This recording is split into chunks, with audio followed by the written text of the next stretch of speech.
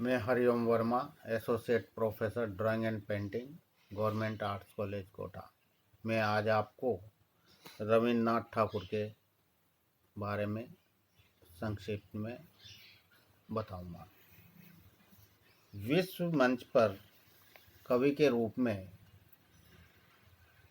विख्यात रविन्द्रनाथ ठाकुर का जन्म कलकत्ता के एक संभ्रांत परिवार में 7 मार्च 1861 ईस्वी को हुआ था।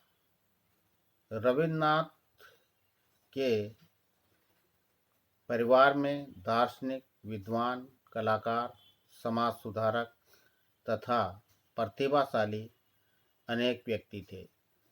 इसलिए ये कवि, नाटककार, कहानीकार, उपन्यासकार, संगीतज्ञ, अभिनेता, विचारक, दार्शनिक तथा चित्रकार आदि अनेक प्रकार का व्यक्तित्व स्वयं में विकसित कर सके। सन 1907 में Indian society of oriental art की स्थापना में सहयोग दिया। सन 1912 से 1913 में वे इंग्लैंड गए और 1913 में उन्हें गीतांजलि पर नोबेल पुरस्कार मिला। इससे उनकी ख्याति विश्व भर में फैल गई। 1920 में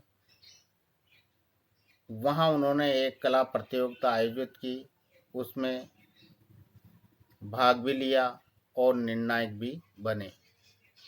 1924 में जापान और चीन होते हुए अर्जेंटीना गए और 1926 में वे पुनः यूरोप यात्रा पर गए और प्रथम विश्व युद्ध के विरुद्ध लेख लिखे। इसी वर्ष उनकी अन्य प्रदर्शनियां भी Birmingham city, London, Berlin, Dresden, Munich, Denmark, Switzerland, Moscow तथा न्यूयॉर्क में हुई। सभी जगह उनकी कला की प्रशंसा की गई और आधुनिक भारत के प्रथम अंतर्राष्ट्रीय चित्रकार के रूप में वे प्रसिद्ध हो गए। भारत में उनके चित्रों की प्रदर्शनी 1931 में बम्बई में तथा 1932 में कलकत्ता में हुई। भारत तथा विदेशों में उनकी अनेक प्रदर्शनियां 1931 से 1934 तक और 1938 से 1948 तक की अवधि में लगी। 7 अगस्त 1941 को उन्होंने पार्थिव देह को त्याग दिया। अब है रविन्द्रनाथ ठाकुर की कला।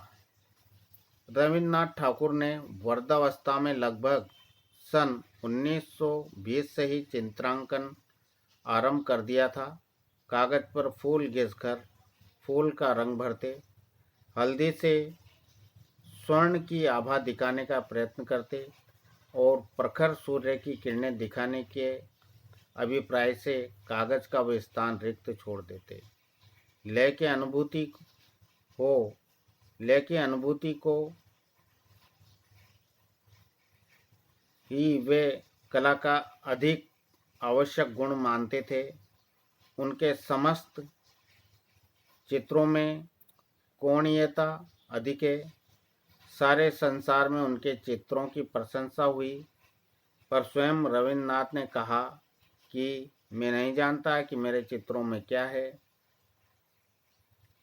आर्चर ने रविन्द्रनाथ की कला की 3 विशेषताएं मानी है। पहली है, उनकी कला पूर्ण रूप से आधुनिक है, किंतु आधुनिकता की दृष्टि से उसमें विश्व के किसी भी देश अथवा कलाकार की अनुकृति नहीं है।